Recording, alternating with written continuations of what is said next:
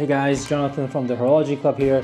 So super exciting news. I just got invited by Blancpain to go check out their atelier. And I gotta say, I've been talking and collecting watches for years, but I actually don't really know much about Blancpain.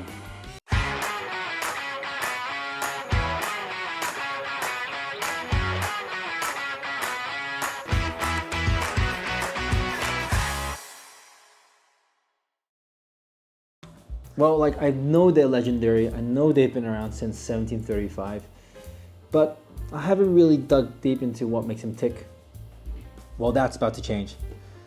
Plus, they're unveiling something really special that they've been working on for the past 8 years. Let's go on this journey together. So, Hong Kong to Switzerland, about 12 hours of travel. Fortunately, no direct flight to Geneva, so I'll have to stop over in Paris. But yeah, I'm moving from one of the world's most dynamic cities to, well, one of the most serene valleys.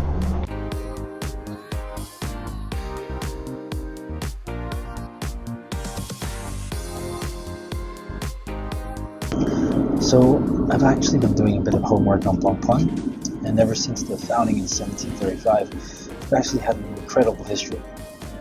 But what really stands out is their commitment to horology. So it turns out they've never actually made a quartz watch, ever. And in an industry that went through the quartz crisis in the 1970s, that's actually quite a bold statement.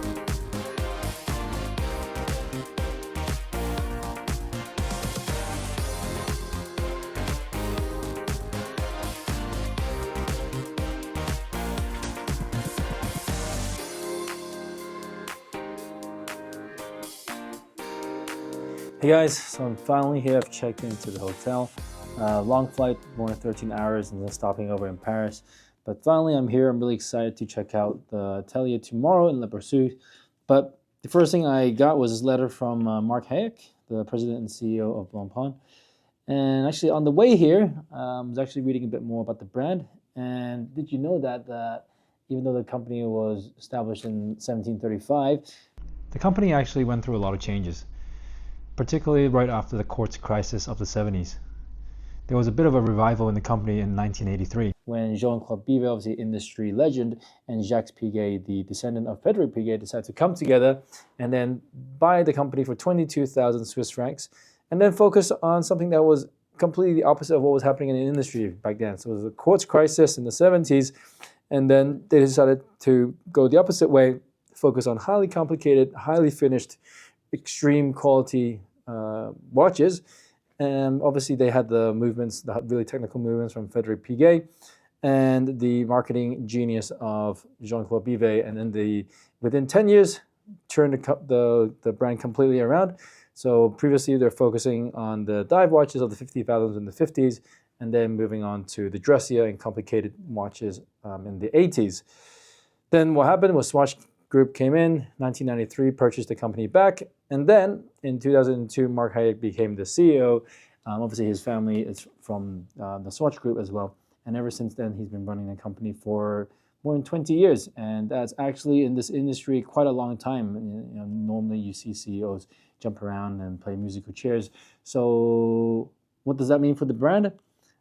I don't know, but I think having longevity is definitely interesting for the brand. And let's see tomorrow what that means with the watches. So after a good night's sleep and breakfast, I'm heading to Le Brassus in Vallée du Jour, which is basically the epicenter of Haute horology. This valley has been home to watchmakers for centuries, and Blancpain has been here since the very beginning. Look at this place. It's so remote, so peaceful. It's almost like there's nothing else to do but tinker with gears and metal, which is why they got so good at watchmaking. I'm really curious to see how this environment has shaped the brand's identity and their approach to watchmaking.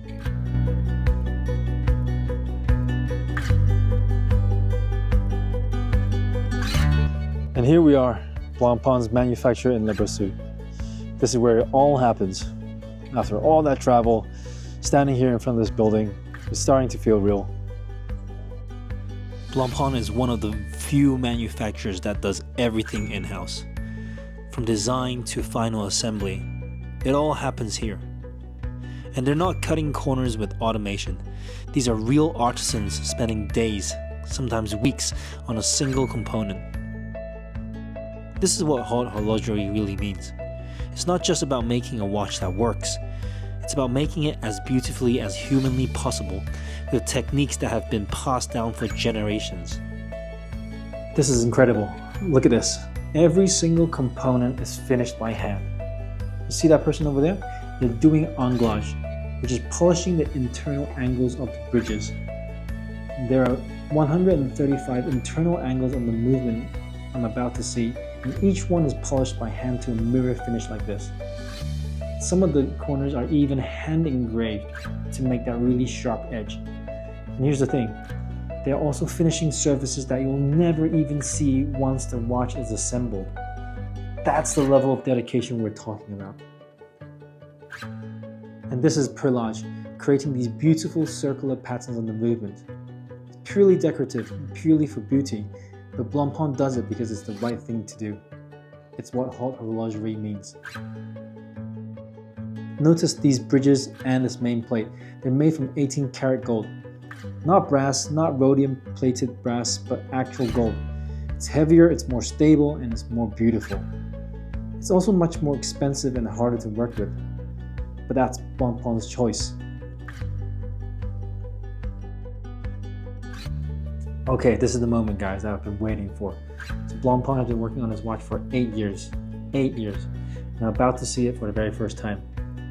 This is the Grande Sonnerie, and it's unlike anything that's ever been made. Ever. So a Grande Sonnerie is already one of the most complicated watch mechanisms ever created. It chimes the hours and quarters automatically without you having to activate it. It's like a church bell on your wrist. Only a handful of watchmakers have ever made one in a wristwatch because it's so incredibly difficult. But Blancpain didn't just make a Grande Sonnerie. They made one with 2 different melodies. You can choose between the classic Westminster chime, the one you hear from Big Ben in London, and an original composition by Eric Singer from Kiss. Yes, that Kiss, the rock band. And you switch between them with this pusher right here on the case. And that's never been done before. Blancpain back in 2005 came up with this innovation of creating these hidden pushers under the lugs. So they're hidden, but you don't need a pin. There's no dimples in the case. You can just press it under the watch. Super cool. And it doesn't stop there. Look at this dial. You've got a retrograde perpetual calendar that's been completely redesigned and fully integrated into the movement, not just as a module. A lot of brands put perpetual calendars onto the movement as a module, and that adds thickness. It shows the date, day, month, leap year, and it's all displayed in this beautiful retrograde layout. And there's also a flying tourbillon. Blancpain invented the world's first flying tourbillon back in 1989. This watch has more than 1,000 individual components, and for perspective, a standard automatic watch has about 200 components. This is 5 times that. It's taken them 8 years to develop, more than 1,200 technical drawings, and it even has 21 new patents. And this is the most complicated watch Blancpain has ever made. So the regulating and adjusting on this watch is absolutely insane. So to get the exact frequency and the gap between each note, they actually have to shave off microns from different parts. And if you shave too much, you actually have to go all over again and start again. On top of that, they're also making sure that this watch is robust and reliable, making it undergo testing of more than 400,000 activations of the minute repeater, just so that it still hits their standards after that. And look at this. Through the case back, you can see the 4 hammers that strike the gongs to create the melodies. 4 notes, E, G, F, and B. And all of this incredible complexity fits in a case that's only 14.5 millimeters thick. That's wearable. The watch is 47 millimeters in diameter, 14.5 millimeters of thickness, only 0.4 millimeters thicker than the 50 fathoms. Now I want you to hear this. Let's listen to the Westminster chime. This is the traditional melody that's been used in repeaters for centuries. Ready? Here we go.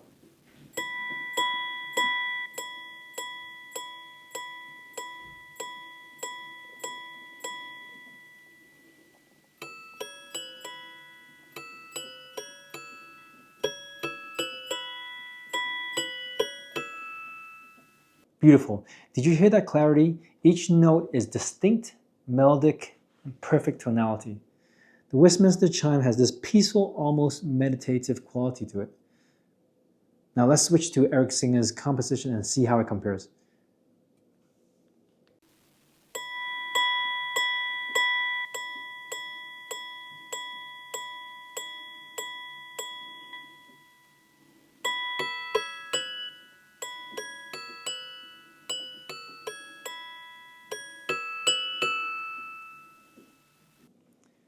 That's completely different, more contemporary.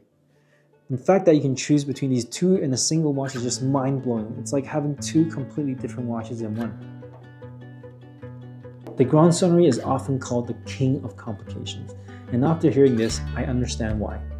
It's not just about telling time.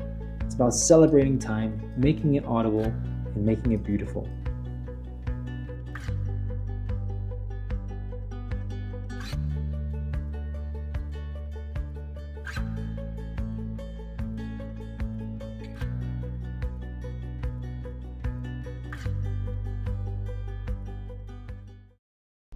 I came here thinking I was just going to learn about Blancpain, maybe fill in some of the gaps in my knowledge, see some watches, maybe understand them a little bit better. But this experience has been so much more than that. I've witnessed a level of craftsmanship and dedication that honestly made me rethink what's possible in watchmaking. The Grande Sonnerie isn't just a technical achievement. It's a statement about what watchmaking can be when you refuse to compromise. When you take 8 years to get something right. When you finish surfaces no one will ever see because it's the right thing to do. When you innovate not for the sake of innovation, but to create something genuinely meaningful and beautiful. And being here in Brassus, in this valley that's been home to watchmakers for centuries, I finally understand what makes Blancpain special. It's not just about being the oldest registered watch brand. It's about carrying that heritage forward with integrity, with innovation, and with an unwavering commitment to the art of watchmaking. I've been collecting watches for years, but today reminded me why I fell in love with them in the first place. It's not about the prestige or the investment. It's about the human story. The dedication, the artistry, the patience to spend weeks on a single component that most people will never see. In some ways, this watch is almost like one of the independents that I love so much. Each watch is made by one watchmaker over the course of 1 year, small scale production, high level of finishing, the dedication to the quality of the watch. But alongside that, they also have the backing, the heritage of a big brand like Blancpain.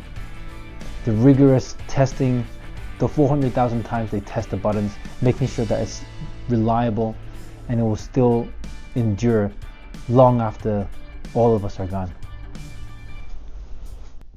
For the Horology Club, this has been an incredible journey of discovery, and I hope you've learned as much as I have. Because at the end of the day, that's what we're all about, sharing these stories, understanding these incredible creations, and keeping the appreciation for true craftsmanship alive. And just like that, it's time to head back. Leaving Brassus, leaving this incredible valley, but taking so much with me. It's time to go home. So if you enjoyed coming on this journey with me, please make sure you like and subscribe to the Horology Club. What did you like about the Grande Sonnerie? Drop a comment below. Thanks for watching, and I'll see you in the next one.